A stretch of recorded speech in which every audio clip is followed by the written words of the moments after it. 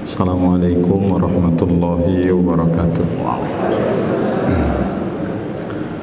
Innal hamdalillah nahmaduhu wa nasta'inuhu wa nastaghfiruh wa na'udzu billahi min syururi anfusina wa min sayyiati a'malina may yahdihillahu fa huwal muhtadi wa may yudlil fala hadiyalah. Asyhadu an la ilaha illallah wahdahu la syarikalah wa asyhadu anna Muhammadan abduhu wa rasuluh.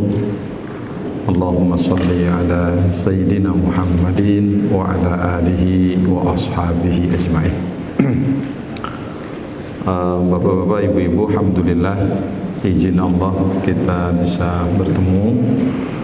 Mudah-mudahan Allah Subhanahu wa taala memberikan keberkahan buat kita semua. Karena yang kita harapkan dari semua proses kehidupan itu adalah keberkahan. Sebab tidak mungkin kita memiliki proses menjadi, Bapak Ibu sekalian, manakala kita tidak memiliki keberkahan. Keberkahan itu akan menempatkan kita menjadi orang-orang yang bahagia. Keberkahan itu akan menempatkan kita menjadi orang-orang yang tenang, sehingga menjadi orang-orang yang paling bahagia di dunia ini. Secara etimologi, berkah itu kan ziyadatul khair, kebaikannya terus bertambah. Jadi kalau kita memiliki keberkahan, pasti kebaikan hidup kita bertambah baik, bertambah berguna, dan mudah-mudahan bertambah pahala, kan begitu. Sebab yang tidak boleh hilang itu buat kita ini, Bapak Ibu sekalian, adalah proses untuk terus mendapatkan pahala dari Allah Subhanahu wa taala. Saya diminta bicara tentang bagaimana kita memiliki kiat untuk bahagia atau tenang di masa senja. Saya belum senja ini, Bapak Ibu ya. Ketika ngobrol dengan Ustadz Yayat, intinya bagaimana kita meraih husnul khatimah. Atau makalah yang dipegang Bapak Ibu yang mana? Saya ngasih dua itu. Yang agak panjang. Dua-duanya ada. Oke. Saya sampai berapa menit? 45 menit. Oke. Kita santai aja ya, Bapak Ibu sekalian. Di makalah itu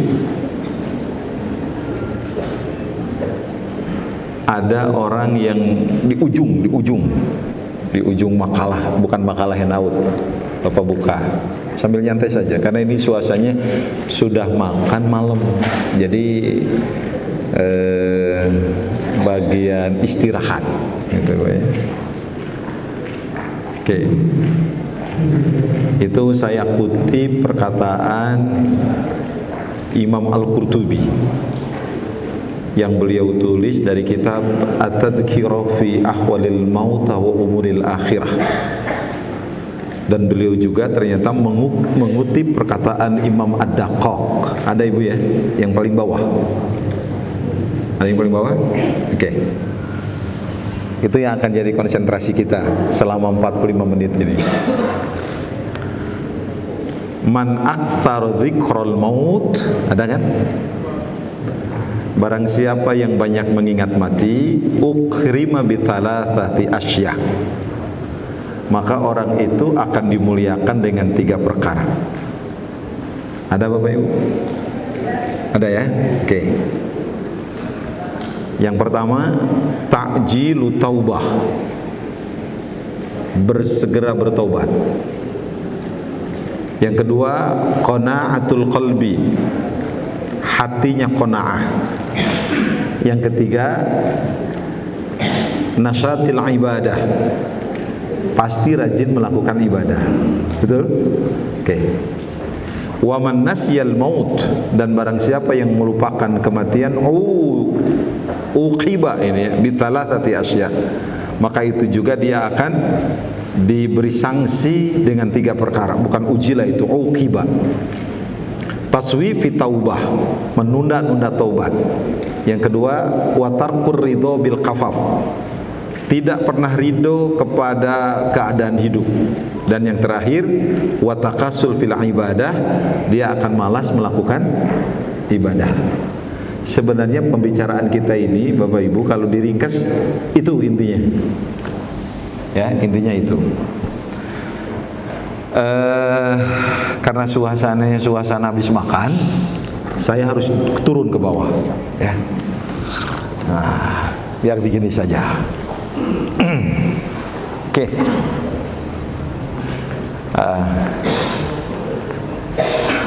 Jadi siapa yang banyak mengingat mati maka akan dimuliakan dengan 3 perkara. Yang pertama, ta'jilit taubah, dia akan mempercepat taubat.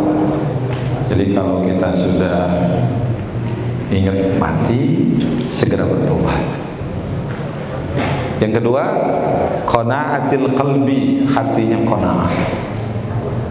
Ya kan? Qanaah itu cukup dengan apa yang ada. Yang ketiga, nasyatil ibadah, ibadahnya rajin.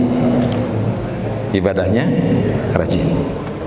Sebaliknya, orang yang waman nasyal maut, barang siapa yang melupakan kematian, uqiba bitalatil asya, dia pun akan disanksi dengan 3 perkara. Yang pertama, taswifi taubah, menunda-nunda taubat. Yang kedua, watarkur ridho bil kafaf, tidak pernah ridho kepada ketentuan yang Allah berikan buat dia. Dan yang terakhir, watakasul fil ibadah, dia akan malas melakukan ibadah.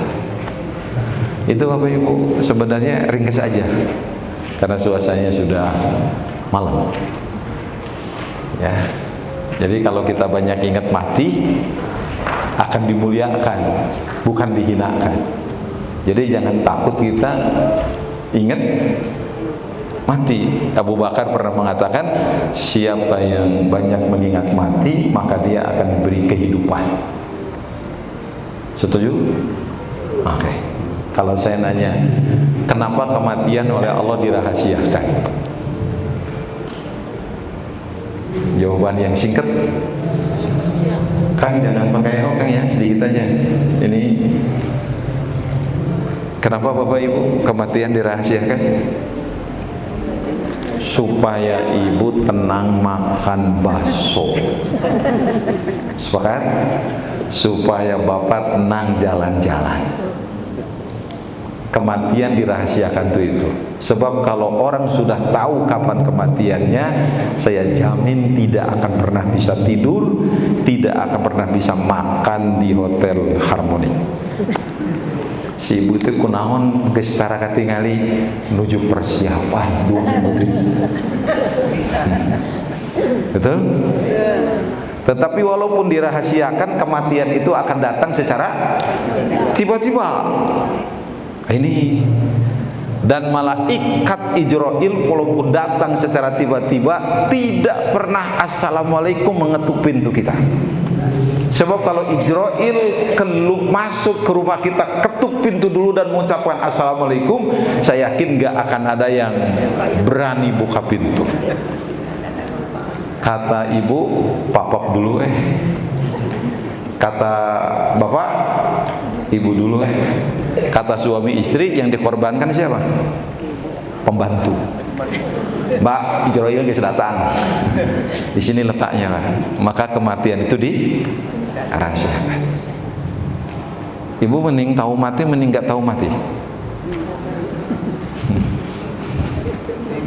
Saya tanya. Kita mending tahu kapan kita mati, mending tidak tahu kapan kita mati? Tidak tahu. Supaya apa? Enak makan bakso. Itu di sini makanya ungkapan Imam Daqqaq tadi itu memberikan gambaran pada kita.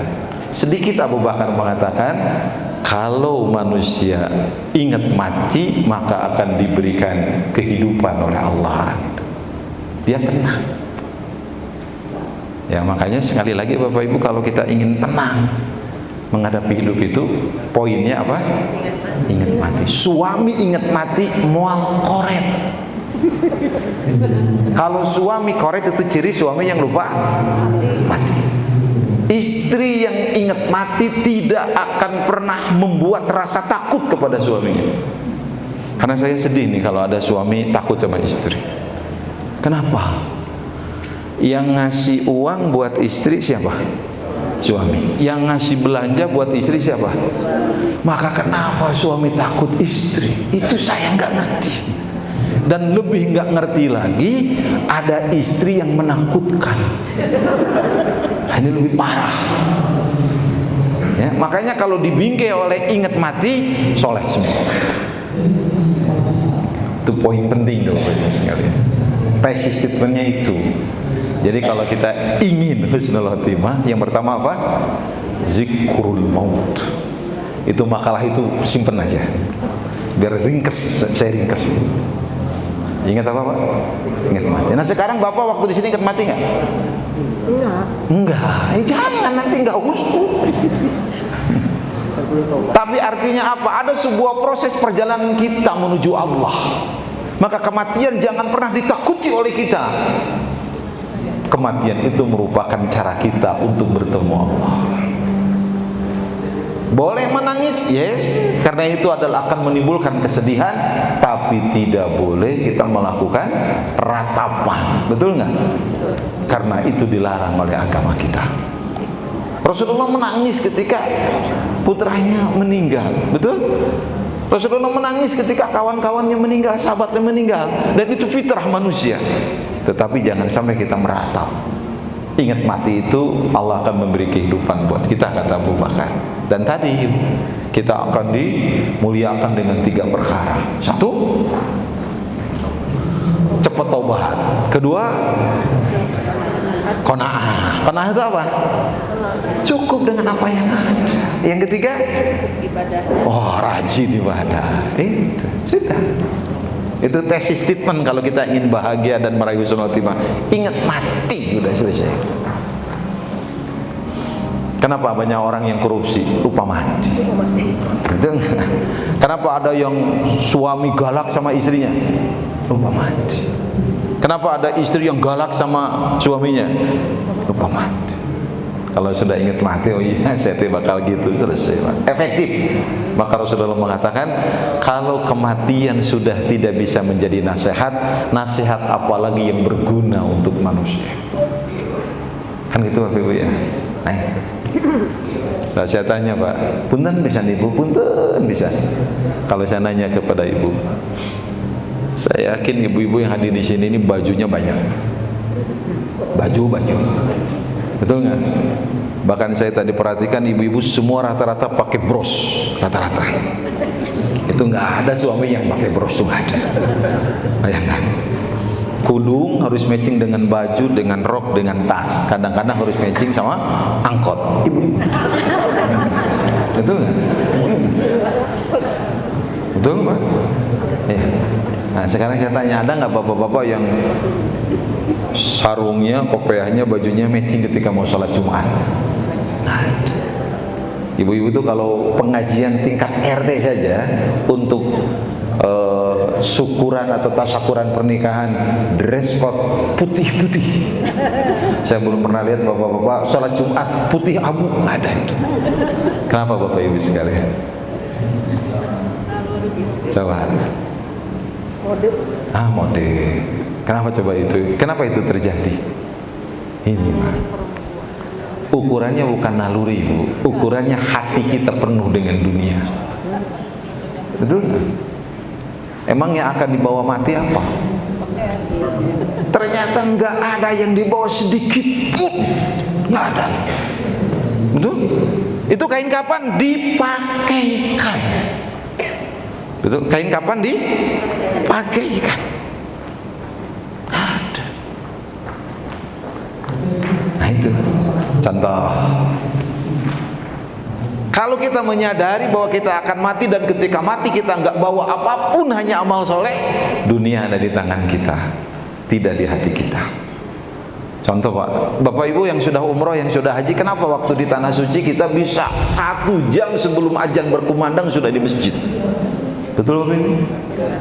1 jam loh itu. Kalau subuh jam 4, kita jam 2 sudah bangun dan menuju Masjidil Haram. Betul nggak? Kenapa itu terjadi? Ketika di Indonesia begitu azan berkumandang kita baru wudu. Dan itu paling soleh kita itu. Kenapa terjadi? Poinnya satu, ketika ada di Masjidil Haram kita tidak melakukan pekerjaan apa-apa Ibu, cuman sholat, makan, jalan-jalan dan belanja. Betul tidak? Di Indonesia banyak pekerjaan. Intinya apa? Di sono kita nggak mikirin dunia, betul nggak? Di sini dunia ada di hati kita. Maka simpen dunia di tangan kita, jangan simpen dunia di hati kita. Orang yang sudah ingat mati, yakin dia tahu dunia nggak ada di hatinya. Selama dunia ada di hati kita, nggak akan pernah bikin hidup tenang. Percaya nggak? Apa bahagia milik orang kaya? No. Kalau bahagia itu milik orang kaya, saya yakin banyak orang-orang kaya beli kebahagiaan dan orang miskin menderita semua. Tapi ternyata kebahagiaan itu abstrak. Betul Pak Ibu? Apa betul orang kaya lebih bahagia dari orang miskin? Banyak orang-orang miskin lebih menderita.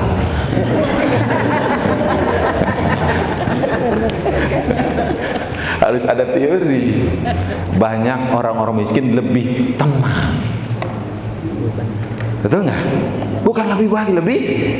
Kenapa mereka tenang? Karena tidak punya apa-apa. Betul nggak? Lihat orang miskin naik mobil angkot, nggak pernah mikirin ganti oli, mobil keserempet. Betul? Rumahnya nggak pernah dikunci. Betul nggak? Kemana-mana nggak pernah takut dirampok. Itulah disebut dengan ketenangan, bukan kebahagiaan, tenang. Betul? Nah, orang kaya makan sama orang miskin banyak mana Bu? Seueur mana anu beunghareng saya anu marara tuangna. Banyak orang miskin. Makan banyak dan nggak jadi penyakit. Orang kaya itu kata istrinya, "Papa jangan makan itu, nanti kolesterol kamu naik. Ini asam urat, ini diabetes, itu jantung." Susah orang kaya makan, betul nggak? Akhirnya makannya mutih lagi. Periksa dokter saban bulan, kamu periksa darah, betul nggak? Orang miskin nggak pernah periksa darah, begitu sakit langsung meninggal dunia. Saya tanya, tenang mana Pak? Bukankah kita mencari ketenangan? Betul?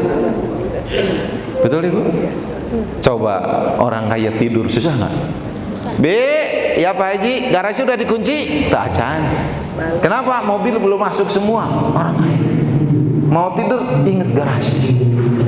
Alphard putih mana? Dibawa Bu Haji dari Uni Haji terus bakti sosial.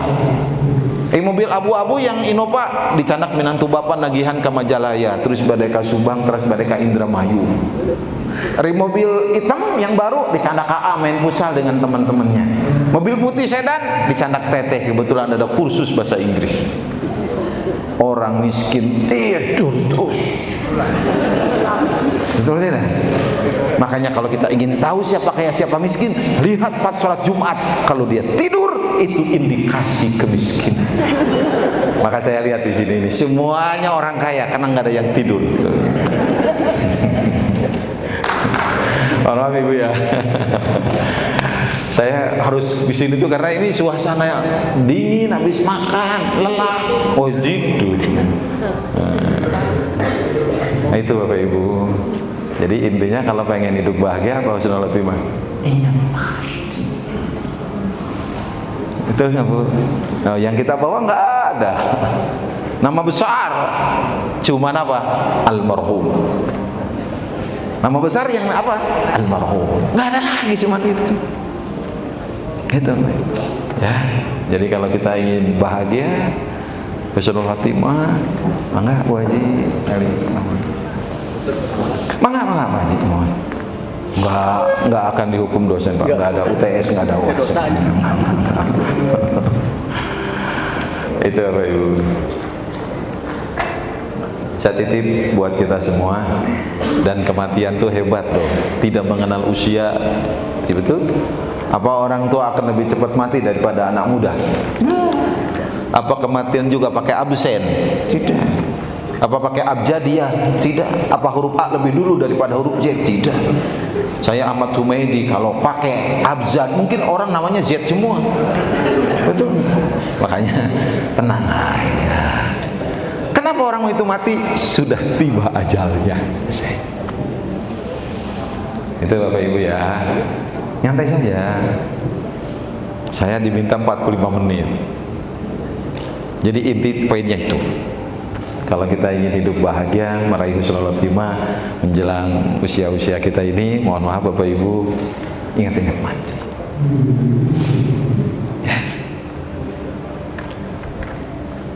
Ya begitu. Saya susah ngomong lagi. Begitu aja, ingat mati aja. Emang ada orang yang cantik selamanya? Cantik selamanya sesuai dengan usianya, Bu Haji. Ada orang cantik usianya 25, ada 60 juga cantik sesuai dengan usianya. Itu. Maka simpan dunia di tangan, jangan simpan di hati. Selesai. Bapak, Ibu, punten nih agak nyerempet perempuan, mohon maaf. Punya laki-laki, suami soleh, dermawan, pinter, uangnya banyak, jabatan tinggi, resikonya tinggi nggak? Tinggi. Apa? Banyak yang mau. Tapi boga salah kita belenggu, goreng bangku, nyaman. Ditawar-tawarkan malu daikeun, disimpan di lapang bola malah itu nyokot. Itulah kebahagiaan. Sepakat Bapak Ibu? Apakah orang kikir emang tidak menderita? Menderita orang kikir itu. Apa penderitaannya? Mau diajak piknik. Si gue mah korek, tong diajak. Bisa begitu ya. Betul kan? Biasanya begitu. Nah, itu yang pertama. Ingat mati. Yang kedua, makalah itu simpan. Saya pengen ngomong apa adanya. Kan ini orang tua saya semua. Ya. Supaya kita bisa bahagia apa? Mujahadah dalam amal soleh. Apa Bapak Ibu? Mujahadah dalam amal soleh. Apa itu mujahadah? Bersungguh-sungguh. Karena dalam surat Al-Ankabut itu, A'udzubillahi minasyaitonirrajim, walladzina jahadu fina lanahdiyanahum subulana, dan orang-orang yang bersungguh-sungguh di jalan kami, pasti kami akan berikan bagi mereka jalan-jalan kami. Hidayah. Jadi hidayah itu akan didapat oleh kita kalau kita semuanya mujahadah, bersungguh-sungguh. Kan begitu.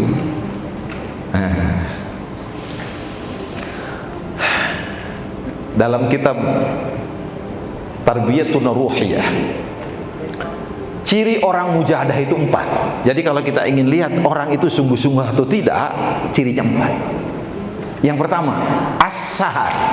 Orang itu bisa menghidupkan malam. Ciri orang mujahadah, bisa menghidupkan malam. As-sahar. As-sahar. Sahur. Nah, as-sahar, menghidupkan malam. Saya tanya, ibu-ibu seneng gak lihat suami kita sholat malam? Oh seneng. Lihat si AA anak kita yang usia SMA sholat malam, bahagia nggak? Itulah. Bapak kalau sepertiga itu jam berapa sih? Sepertiga malam, katanya bangunnya harus sepertiga malam. Jam 3 boleh lah Bu Haji. Jam 3. Jam 2 juga boleh. Jam 2, jam 3? Ya jam setengah 4 minimal. Kalau jam 4 itu apa? Bebas. Kan sepertiga malam itu kan nggak ada jamnya, betul nggak? Iya udah selesai. Jangan ribet-ribet Bu Haji hidup itu, betul nggak? Tenang. Mampunya jam 4, jam 4. Bangun jam setengah 3, jam setengah 3. Hanya buat bapak-bapak saya titip, karena kita imam tidak boleh masbuk. Yang masbuk teh makmum. Maka kalau ada suami dibangunkan istri, namanya imam masbuk. Betul nggak? Maka saya itu tidak pernah bangun di dahulu istri, nggak pernah. Sebab Mama Ajengan dulu bilang gini, tua itu gurunya bapak saya, lalaki mah jangan pernah bangun didahului istri. Kalau istri membangunkan suami, itu ciri suami yang bisa dikendalikan istri. Maka saya itu nggak bisa dikendalikan. Istri saya bangun jam 4, saya setengah 4. Dia setengah 4, saya jam 3. Dia jam 3, saya setengah 3. Dia setengah 3, saya jam 2. Dia jam 2, aing mual sare. Itu apa itu? Ya saha, menghidupkan malam. Bahagia nggak lihat anak sholat malam? Waduh, si AA kelas 3 SMA itu bangun malam. Ibu setengah 3 mau ke jamban, mau wudu, lihat kamar si A lagi sujud. Ya Allah, hati kita bahagia, Bu. Ibu langsung nunggu si A, assalamualaikum itu. Kita tanya, tahajud, sholat isya, Mam. berubah kan? Itu. Arisia. Jadi ciri orang mujahadah itu as-sahar. Yang kedua apa? Al-ju', lapar. Ciri orang mujahadah dalam hidup itu al-ju', banyak lapar. Maksudnya apa? Banyak saum. Puasa. Jadi kalau orang pengen disebut mujahadah, banyak saum gak dia? Sampai Rasulullah menyebutkan saum itu di antara pintu-pintu kebaikan yang dilakukan oleh seseorang. Kan ada 3 pintu kebaikan itu: saum, sedekah, sama sholat malam. Itu kata Rasulullah. Oh, ya. Yang kedua apa? Lapar. Banyak saum. Itu ciri orang mujahadah. Yang ketiga apa? Ciri orang mujahadah. Apa itu? As-sukut, as-sumat, diem, menjaga lisan. Lisannya sekarang pindah ke sini, ini ke jempol. Banyak share, banyak komen, betul nggak? Nah, sekarang itu, betul nggak?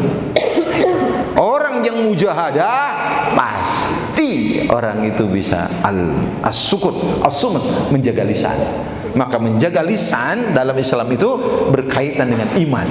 Man kana yu'minu billahi wal yaumil akhir falyaqul khairan aw liyasmut. Barang siapa yang beriman kepada Allah dan hari akhir, berkata yang baik atau diam. Luar biasa. Dan yang terakhir apa? Ciri orang mujahadah, uzlah. Apa itu uzlah? Secara bahasa uzlah itu pindah dari tempat ramai menuju tempat sepi. Tapi ini maksud uzlah di sini adalah orang yang sungguh-sungguh itu mengikat hati dengan Allah. Itu walaupun dia berada di tengah-tengah manusia, hatinya tidak pernah jauh dari Allah. Itu orang yang uzlah. Gitu Bapak Ibu. Sepakat Bapak Ibu? Nah, mujahadah. Allahu Akbar, Allahu Akbar. Kalau orang mujahadah sudah di masjid. Kalau orang kurang mujahadah dengar azan kaget. Allahu Akbar, Allahu Akbar. Seadan deui wae. Asa cik keneh ada. Ya wajar karena salat zuhurnya 2:30, asar jam 3. Itu Bapak Ibu. Itu ciri mujahadah. Dan mujahadah ini bikin kita tenang. Betul nggak? Sungguh-sungguh. Begini Bapak Ibu nih. Saya ingat kata-kata siapa itu? Mu'adz bin Jabal. Waktu beliau memberi nasihat kepada putranya. Ini ciri orang mujahadah. Orang mujahadah itu dia lakukan sehebat-hebatnya pekerjaan karena dia tahu jangan-jangan ini terakhir dan tidak ada lagi kesempatan. Betul nggak? Itu yang bikin orang mujahadah. Kata Mu'adz bin Jabal, ya bunayya, wahai anakku, idza shalaita sholatan fasholli sholata muwaddi. Hei anakku, kalau kamu sholat, jadikan itu sholat terakhir untukmu. La tadunnu annaka ta'udu ilaiha abada. Dan kamu jangan menganggap bisa lagi sholat setelah ini. Ya bunayya, wahai anakku, innal mu'min yamutu baina hasanatain.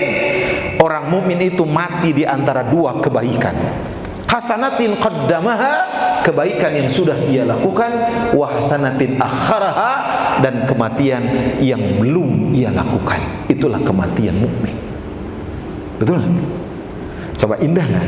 Gimana sih bapak itu meninggal setelah sholat maghrib? Mulia nggak? Mulia. Gimana?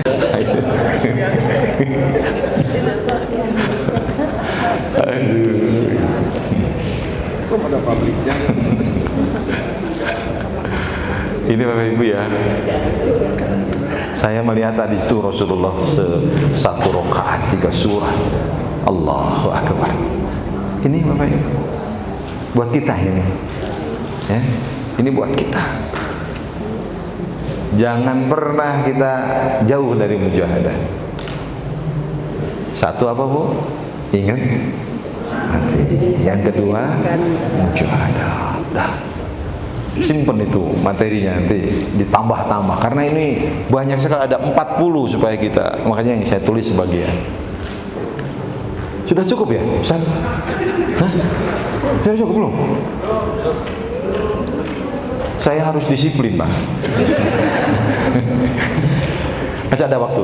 Untuk materinya sudah, tapi kita akan lanjutkan langsung dengan sesi diskusi. Jadi memang Ustaz tetap berdiri di sini dan kita akan buka topik, setiap satu penanya langsung ditanggapi. Jadi tidak dilapang dulu, setiap penanya langsung ditanggapi oleh Ustaz. Siap? Untuk Saya minta satu lagi ya, biar 3. biar tiga poin. langsung. Sebelum bertanya. 1. Oh iya. 3 poin saja. Yang ketiga, supaya kita bisa husnul khotimah, bahagia.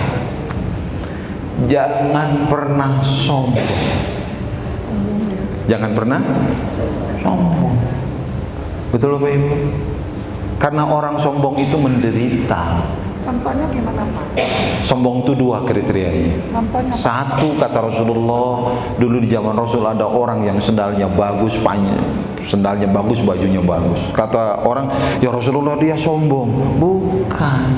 Kalau sendal bagus, baju bagus itu ciri orang punya uang. Ya kan? Nah kata Rasul, orang yang sombong itu cirinya 2. 1, batorul haq, menolak kebenaran. Wa ghamtun nas, dan merendahkan orang lain. Jangan pernah kita merendahkan orang lain, dan jangan pernah kita menolak kebenaran. Apa itu kebenaran? Ada dalam Quran, ada dalam hadis. Itulah kebenaran mutlak. Betul kan Pak? Itu kebenaran, menolak kebenaran dan merendahkan orang lain. Itulah ciri orang sombong. Nah, model gini, mohon maaf. Ini kadang-kadang kita salah-salah ini dalam memahami Islam ini. Mohon maaf dengan tidak mengurangi rasa hormat saya. Masuk jamban pakai kaki kiri, masuk masjid pakai kaki, itu salah, nggak ada hadisnya. Mana hadisnya itu? Buka kitab apa yang sudah diajarkan, nggak ada hadisnya. Masuk jamban pakai kaki kiri, masuk masjid pakai kaki kanan, nggak ada itu. Masuk jamban itu pakai kaki dua-duanya, masuk masjid itu pakai kaki dua-duanya. Yang ada hadisnya itu masuk jamban dahulukan kaki kiri, masuk masjid dahulukan kaki kanan, bukan pakai. Betul Ibu, betul.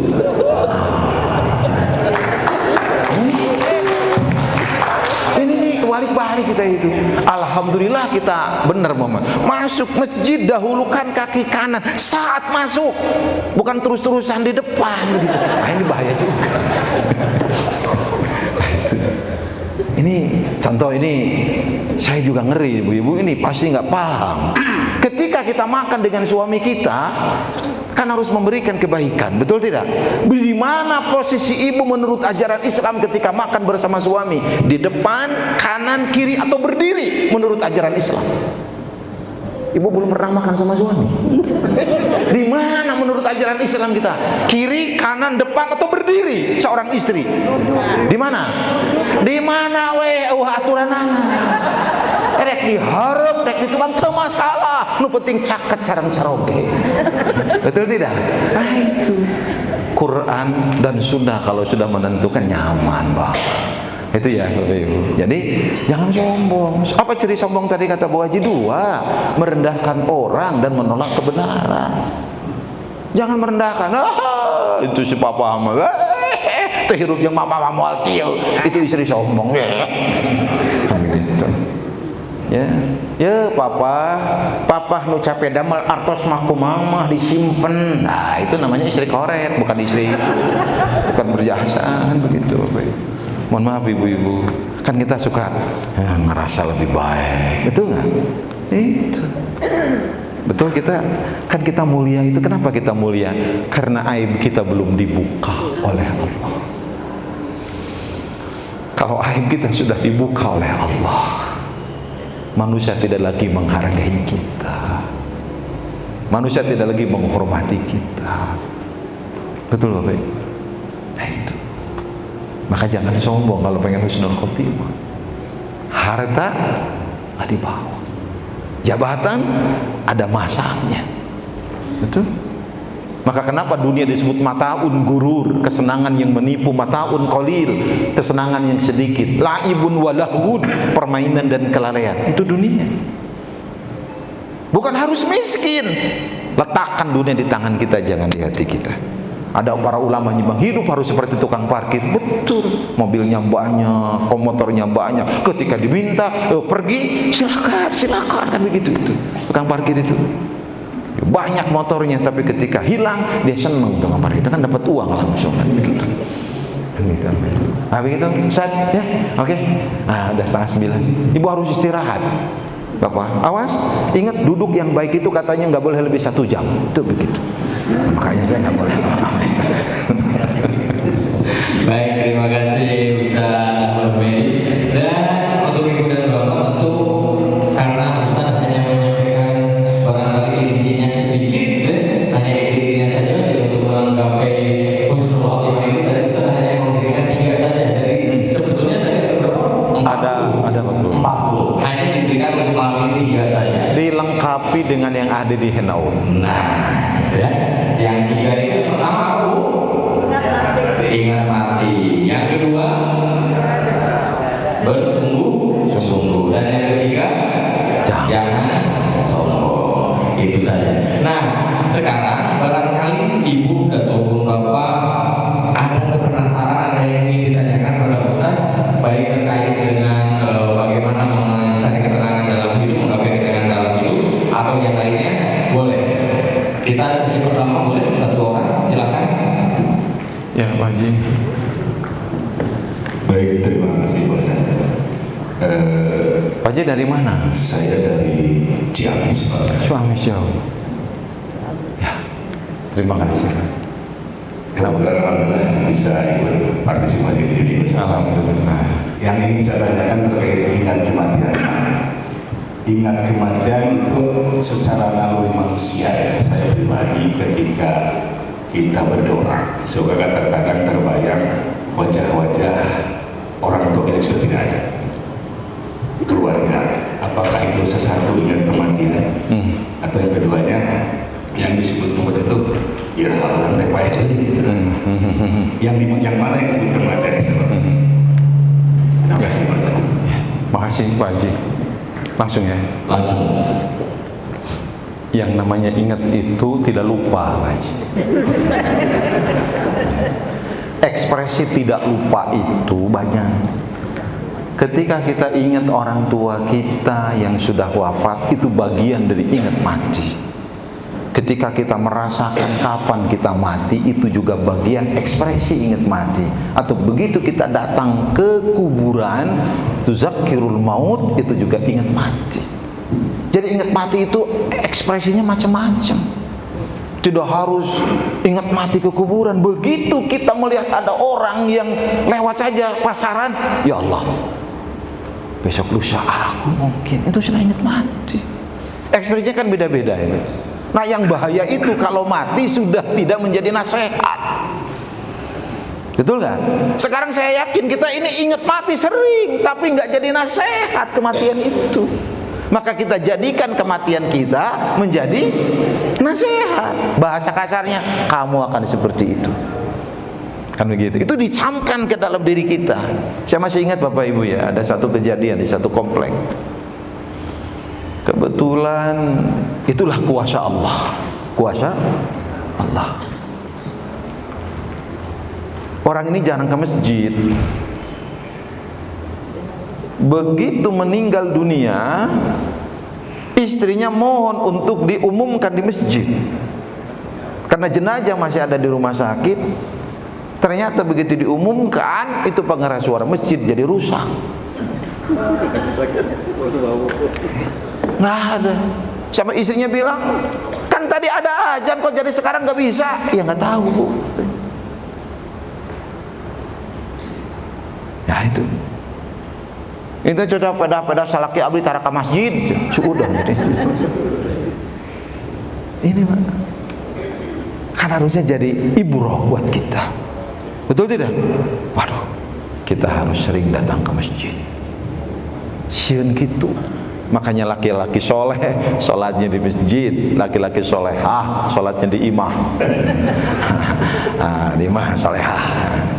Itu Pak. Jadi ekspresi ingat mati itu macam-macam. Ketika Bapak ingat orang tua yang sudah wafat, ya Roh, itu juga ingat mati. Tiba-tiba kita bertanya, kapan aku mati? Itu juga ingat mati. Ketika kita datang ke kuburan, itu ekspresi kita. Malah dalam kitab Ar-Ruh yang ditulis oleh Ibnu Qayyim Al-Jauziyah,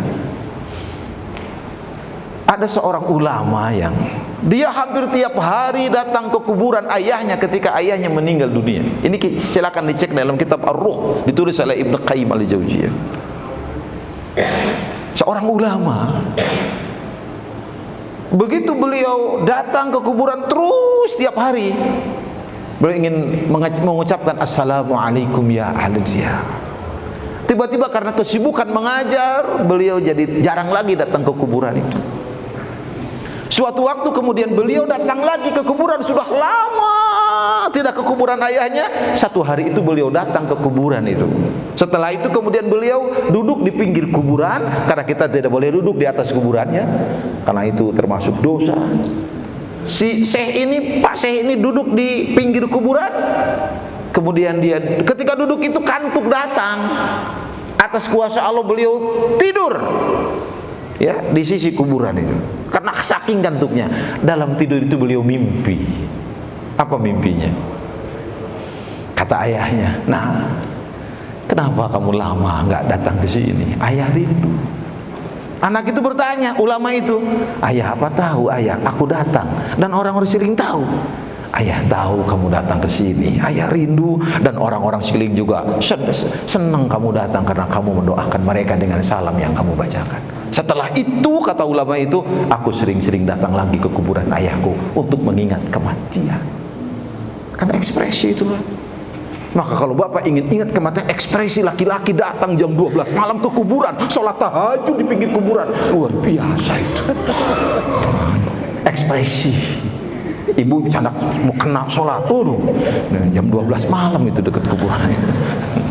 Jadi ekspresinya boleh Pak Haji, kapan saja, di mana. Yang penting kita ingat mati. Kan begitu ya. Wallahu a'lam bishawab. Monggo. Baik. Terima kasih Pak. Yang lainnya barangkali masih kita kasih kesempatan untuk satu atau dua orang lagi. Cukup. Oh, ada. Baik. Pak Haji jangan susah-susah nanya. Bismillahirrahmanirrahim. Ada bukannya Pak ya? Ya. Pak Ustaz, Dokter, terima kasih Pak. Ya. Dari Pak sampai hari ini sungguh luar biasa mendapat pencerahan dan alhamdulillah saya bisa hadir. Amin. Barangkali ini saya ingin menyampaikan apa yang disampaikan kepada ini true story. Tapi apakah ini salah tidak? Nggak tahu apa ya. Saya setelah 64 tahun yang lalu, ini mudah-mudahan ada manfaatnya buat teman-teman. 5 tahun yang lalu, umur saya 70 tahun Pak. Oh, Saya nggak bisa tidur Pak. nggak bisa tidur. Susah sih tidur. Apalagi nolongin istri kamu. Saya lihat istri saya kasihan Pak. Gimana tidur saya? Nggak bisa tidur kan dokter, kasih 4 kilo aja. Katanya nggak ada apa-apa. Terus saya apa ini ya yang membuat saya seperti ini? Kata dokter, Saya sampai dipukul nggak terasa Pak. Kata setan apa ya? Itu ke dokter, saya check out. Kata dokter nggak ada apa-apa. Tapi terakhir, wah ini prostat udah 55%. Waduh, saya udah mau saya ke dokter melihat teman-teman pakai selamnya gitu ya, saya mau belajar bagaimana aja, nggak mau dioperasi gitu kan. Sudah 5 tahun nggak bisa tidur kayak apa itu pasti. Ya. Badan, tapi badan seperti yang biasa. Saya diajak teman-teman, ini banyak pikir aja Pak, gitu kan. Dokter mata gue dokter. Dicek ke dokter terakhir, nggak ada prostat Pak katanya. Oh. Bayangkan, kan begitu kan. Nah terus alhamdulillah, nah sampai saat ini nggak bisa bangun Pak. Nah alhamdulillah Pak, teman saya ini Pak Haji Tony kan di rumah saya kan bisa tetes ya. Saya 5 tahun nggak pernah gaul Pak. Ternyata Pak Tony menyarankan saya. Pak Yanto kan Pak Yanto di pariwisata. Coba ingat juga dosanya namanya. Itu aja barangkali. Ya Allah betul Pak. Saya namanya di wisata di luar negeri mana ya barangkali itu. Buat saya. Bingunglah yang mengatakan saya. Sampai ini Pak belum seperti ada kalau sholat dikir Pak ini. Seperti hari ini seperti ada yang nolak ini. Sakit. Atau jika aja dikir Allah sakit Pak ini. Apa sebetulnya ini? Apa dosa saya memang sudah melampaui batas untuk benar-benar ya Allah gimana ini? Dan terus terang Pak saya maaf jangan sampai terjadi seperti itu Pak. Saya sampai ke Ciraho Pak. Bisa, ya Allah, apa ini saya bilang sudah tidak mampu lagi.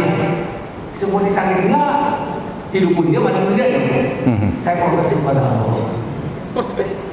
Ya Allah, teman-teman, barangkali minta tadi itu yang barangkali itulah. Saya teman-teman mungkin itu tadi sombong barangkali ya kan saya. Ya, bisa apalagi banyak lah gitu ya. Dan sekarang sudah sembuh Pak dengan beliaunya. Hari ini pun saya usahanya. Karunia Allah melalui Pak Haji Tony. Alhamdulillah. Tapi sekarang Pak saya penyakit saya sekarang ini. Kok saya udah tua gini tapi ada rasa seperti muda aja.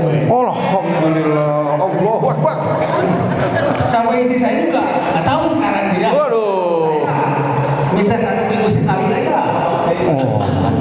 Nggak tahu nih. Mau baca Pak Tony masih datanglah ke pengajian Pak ya. Alhamdulillah pengajian berarti sudah akhirat. Ya.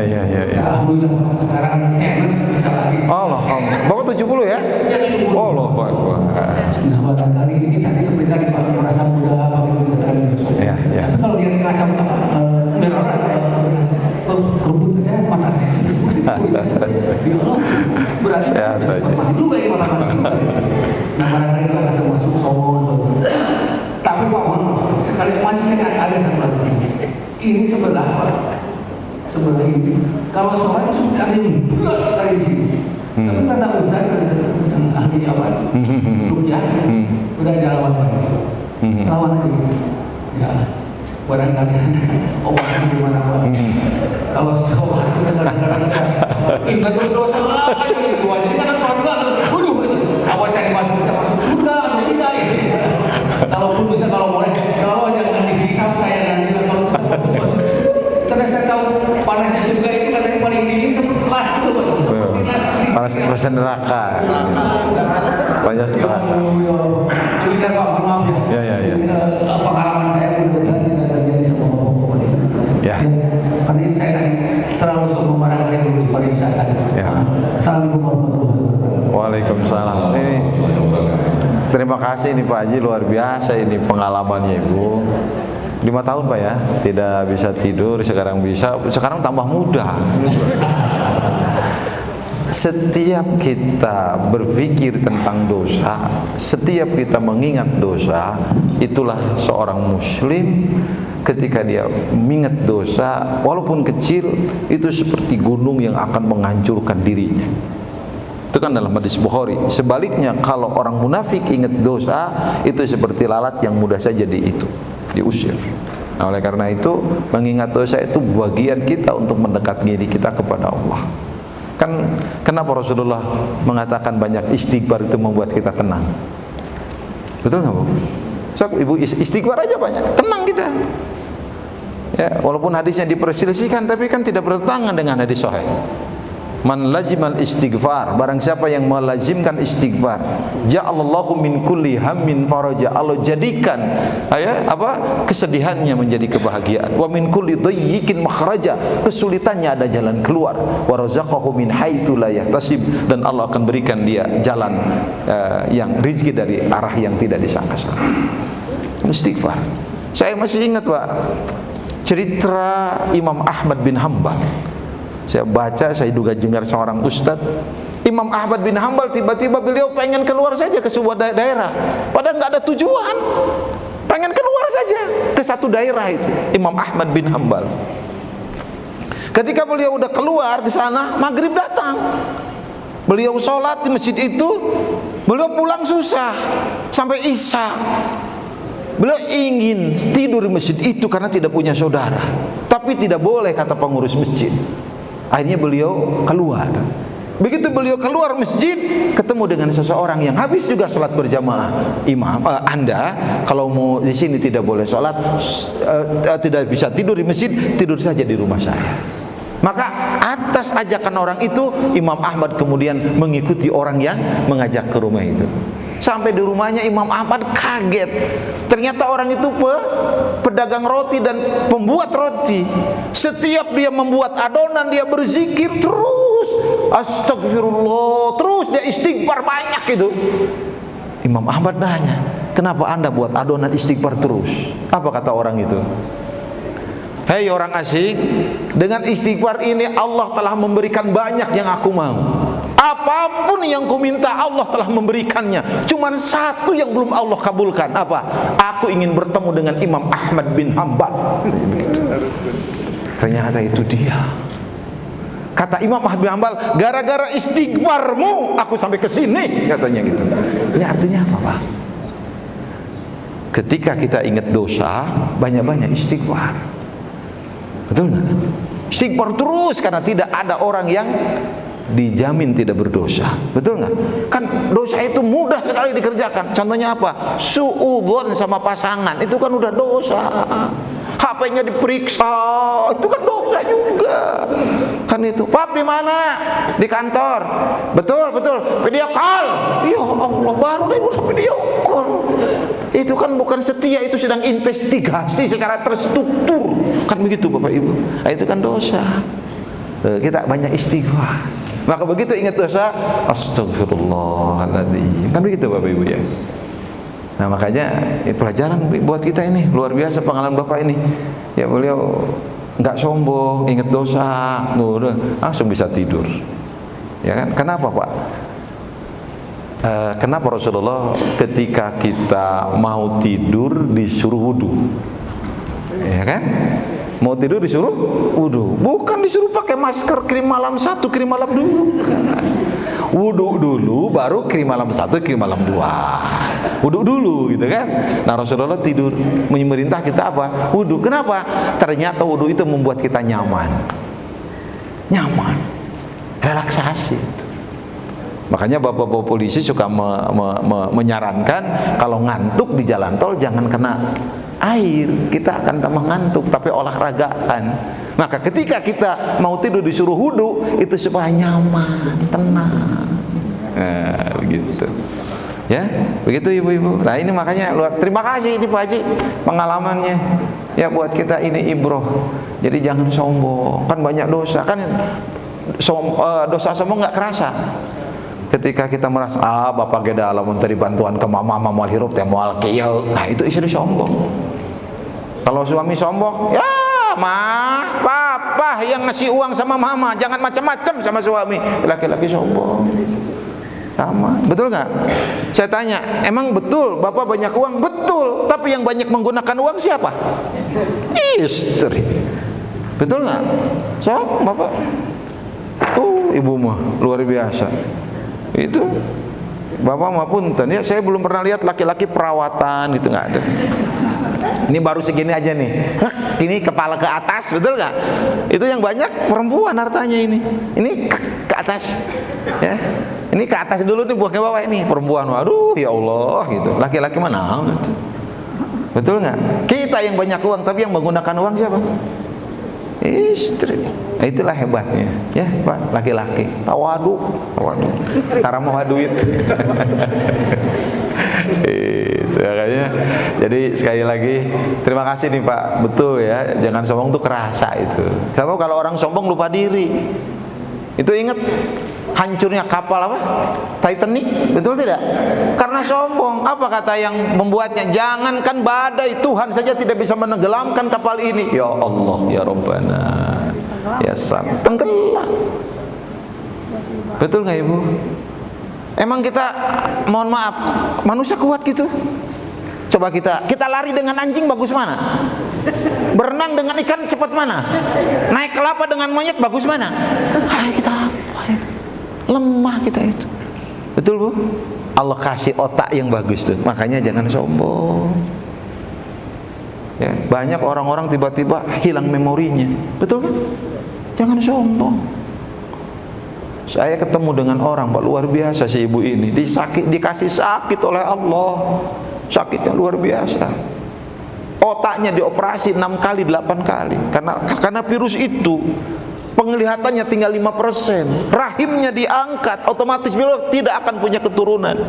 Begitu diskusi buku di Telkom, buku beliau, saya kebetulan pembandingnya. Saya nanya ketika istirahat siang itu, Ibu, kenapa Ibu kuat dengan penyakit yang luar biasa ini? Apa kata Ibu itu? Ustadz, inilah cara Allah mencintai saya. Apa Bu?